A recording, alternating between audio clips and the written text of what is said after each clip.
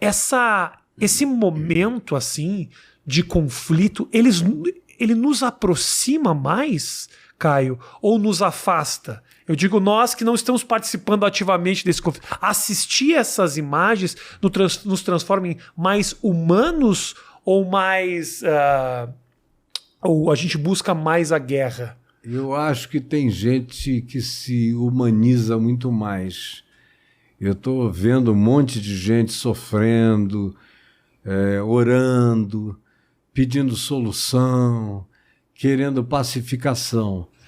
Estranhamente, ao mesmo tempo, mais ou menos equivalente aos mesmos que no Brasil tomam posições idênticas e que têm uma certa irmandade, mais do que ideológica, eu diria que é uma irmandade espiritual, de atitude, tomando atitudes de propensão beligerante do lado do atacante. Porque a coisa mais maluca de uma coisa dessa é que a Ucrânia estava lá na dela, já sofrendo aquelas invasões, já tinha perdido a Crimeia, estava ali tentando se segurar, elegeu um comediante que surpreendeu o mundo e todo mundo, que é um cara habilidosíssimo para se comunicar, tem se mostrado macho, corajoso pra caramba, mas, ao mesmo tempo, você vê aqui no Brasil, eu encontro gente que acha que ele é um egótico, que está botando o povo todo para enfrentar uma guerra, que eles deveriam era se render, ficar de quatro para o Putin e ficarem felizes.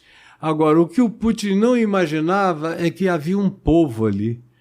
Porque o que esses caras estão fazendo de levar a família para a Polônia, para a Eslovênia, para isso, para aquilo, beijar a mulher e os filhos e voltarem para pegar em arma, em coquetel Molotov. E no chão eles estão ganhando a guerra. Esse é o susto da União Soviética. Eles acharam que de iam passar longe, por cima, né? Ia passar por cima. E os caras iam arregar. Mas não. Quanto mais eles bombardeiam, mais eles mobilizam esse pessoal, mais o brio ucraniano cresce. E a gente está, por outro lado da história, descobrindo o poder de novo da valentia, de uma etnia que se respeita, porque a gente está falando de um povo que existe há 1.500 anos, não é uma bobagemzinha que surgiu outro dia. Então, foi um susto que o Putin levou. Ontem ele já começou a dizer que vai ficar satisfeito com o território dos separatistas. Depois que a Ucrânia afundou o navio deles lá em Mariupol, aquela região do Mar de Aziz, enfim, eles estão vendo que no mano a mano... A casa está caindo. A casa está caindo. Até porque eles não disseram o que eles iriam fazer, nem para a população, nem para o exército. Aquela garotada foi para fazer exercício, sem entender por que precisava de 100 mil, 120 mil, 150 mil, mas o doido quis, a gente vai. Quando o bicho pegou e eles começaram a ver que na Ucrânia tinha gente capaz de ir para a guerra, dar a vida e não ter medo, e eles começaram, alguns jovens até a se renderem, a pedirem socorro e tudo mais, isso foi desmoralizando, quebrando o moral das tropas soviéticas. Sim. É um negócio extraordinário ver como o inconsciente coletivo opera.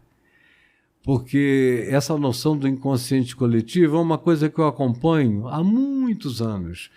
Na Bíblia, onde o inconsciente coletivo já estava presente no Velho Testamento, lá eles chamavam de a medida da iniquidade transbordou.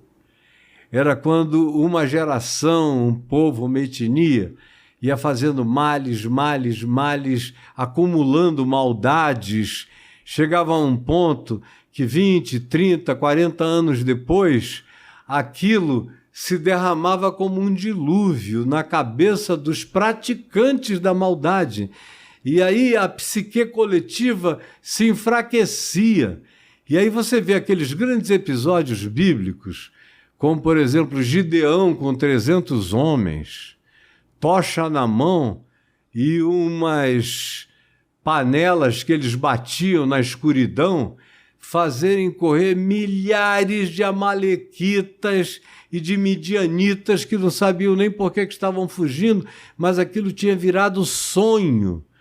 E como Gideão não acreditava que podia haver uma libertação só com 300 homens contra milhares, ele pediu um último sinal a Deus. Ele falou: eu queria ouvir com os meus ouvidos.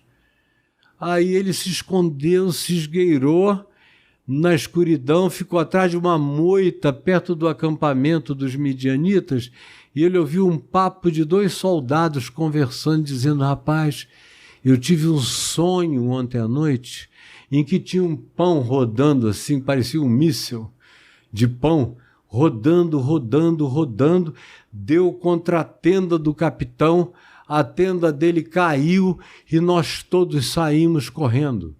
Por quê?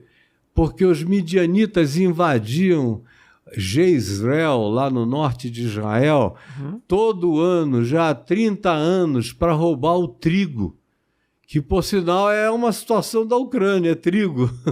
Exatamente. Um dos maiores produtores de trigo do mundo.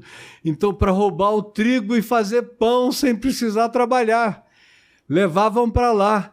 E eles plantavam e o trigo era roubado. Agora, o trigo virou um pão míssil.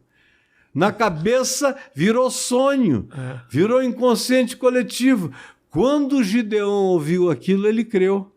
Aí subiu no monte, bateu as panelas e mostrou as tochas e gritaram e tocaram trombetas e não tiveram que fazer nada.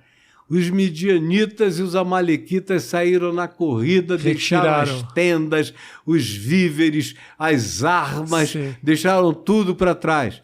Então você encontra isso no Velho Testamento, em vários lugares e situações. A resistência. Resistência, né? E o inconsciente coletivo fragilizando o opressor.